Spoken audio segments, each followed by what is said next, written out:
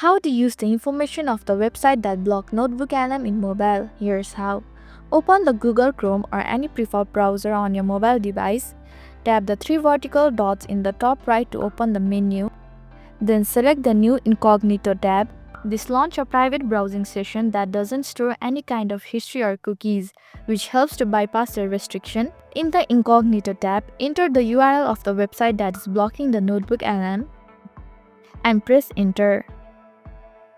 Once the website is successfully loaded, copy the URL from the address bar.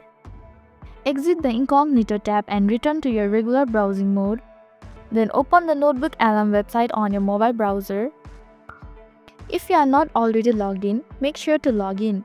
On the welcome screen, click on the plus icon to create a new project. After creating your project, tap Upload a Source and scroll down to the link section and select Website.